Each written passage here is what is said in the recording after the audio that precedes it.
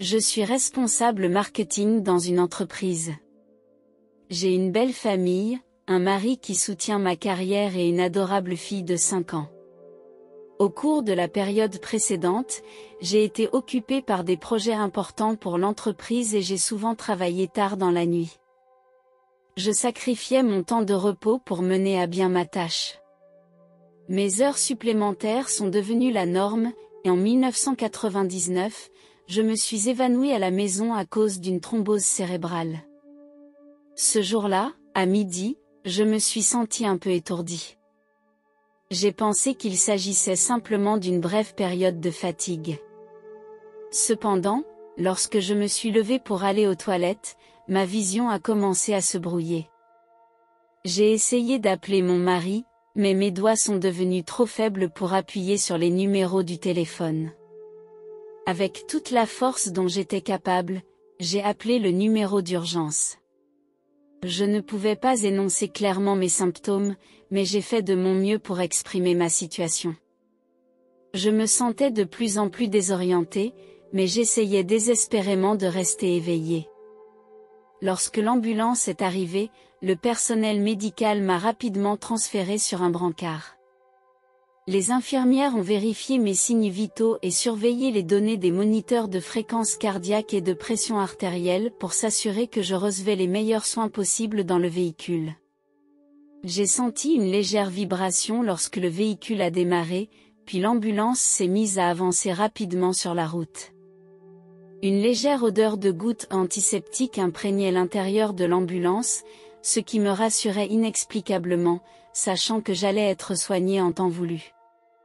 L'ambulance est rapidement arrivée à l'hôpital et on m'a fait entrer dans une chambre.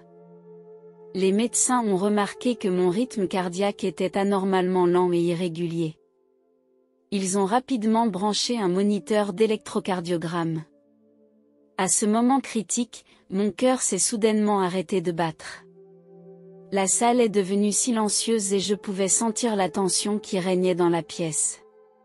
Le médecin a immédiatement crié. Pratiquer la réanimation cardio-pulmonaire. Le médecin a continué à me faire des compressions thoraciques. Soudain, mon corps a été violemment secoué. C'était comme si le temps s'était arrêté à ce moment-là. Alors que mon corps était secoué, j'ai senti une force puissante qui me tirait vers le haut. J'ai eu l'impression que mon âme quittait mon corps. Tout ce qui m'entourait a commencé à se décolorer, comme si j'étais entrée dans un monde de calme et de vide. J'ai examiné mon corps pendant que les médecins me faisaient des compressions thoraciques. Les infirmières se passaient anxieusement des outils, semblant ignorer que j'étais partie. Dans cet état surnaturel, j'ai ressenti un sentiment de paix. C'était comme si une grande aspiration me tirait vers le haut et que je commençais à quitter le champ gravitationnel de la Terre. Le processus était si rapide que j'avais l'impression d'être une étoile filante qui voyageait dans l'espace, laissant derrière elle une trajectoire brillante. Je me suis rendu compte que j'étais mort. Au lieu de la peur ou de la douleur, j'ai ressenti un sentiment de soulagement. Je n'étais plus liée à mon corps physique et mon âme volait librement dans l'univers. Ma vitesse a progressivement ralenti et j'ai senti que j'étais sur le point d'arriver à un endroit précis. Soudain, j'ai vu 6 âmes devant moi. 5 d'entre elles étaient des hommes et une était une femme. Bien que je ne les connaisse pas, je pouvais sentir leur amitié et leur gentillesse. Leur présence m'a fait chaud au cœur, comme si j'avais établi un lien spécial avec eux. Ils m'ont souri avec de la chaleur dans les yeux. J'ai ressenti leur énergie pure, comme s'il s'agissait de messagers venus me saluer et qui m'attendaient à cet endroit précis. Ils se tenaient ensemble en silence, chaque âme rayonnant d'une lumière et d'une énergie unique. Bien que nous ne nous soyons jamais rencontrés, je pouvais sentir une entente tacite entre eux. Leur présence m'a réconfortée et j'ai su que je n'étais plus seule à cet endroit. La communication entre nous ne dépendait pas des mots. Nous communiquons d'une manière plus efficace et plus précise. Une manière de communiquer sans faille. C'est une façon de communiquer qui n'est pas limitée par les mots et qui peut transmettre directement les pensées et les sentiments. Lorsque nous sommes proches les uns des autres, nos âmes s'entrelacent et l'information est transmise sous une forme pure et directe.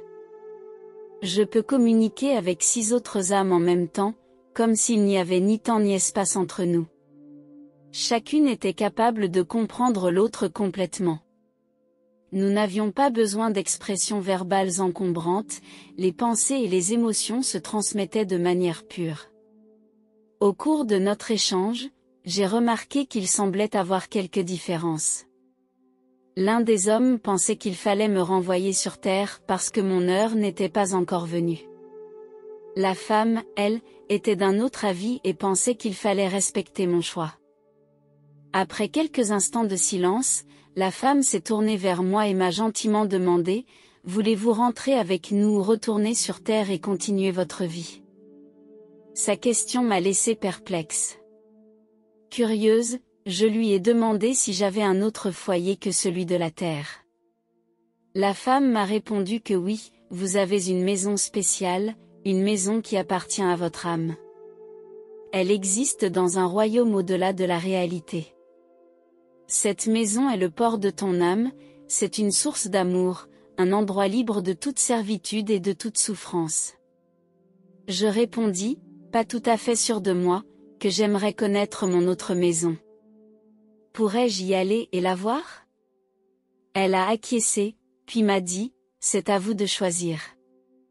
Nous respectons votre décision, et que vous choisissiez de retourner sur terre ou de rentrer avec nous, votre âme trouvera son chemin vers la maison. La femme sourit et tendit le bras pour m'inviter à les suivre. Les 5 autres me lancèrent également des regards chaleureux. Ils me conduisirent loin de mon environnement précédent. Notre vitesse s'accéléra et la scène autour de nous changea rapidement. Comme dans un rêve. J'avais l'impression de voyager dans l'espace à une vitesse qui dépassait mon imagination. Bientôt, nous sommes arrivés à un autre endroit, mon autre maison. Ici, l'air était rempli du doux parfum des fleurs. Le ciel était comme une belle peinture. Le soleil brillait dans tout l'espace, chaud et doux. Ici, le temps semble figé, il n'y a pas d'esclavage, seulement une paix éternelle. Le lac est comme un miroir, où les poissons nagent librement dans l'eau. Le lac est bordé par une plage de sable blanc et doux, où les grains de sable fin glissent doucement sur les orteils, apportant une touche chaude et réconfortante. Les hommes et les animaux vivent ensemble en paix, sans se craindre ni se faire du mal.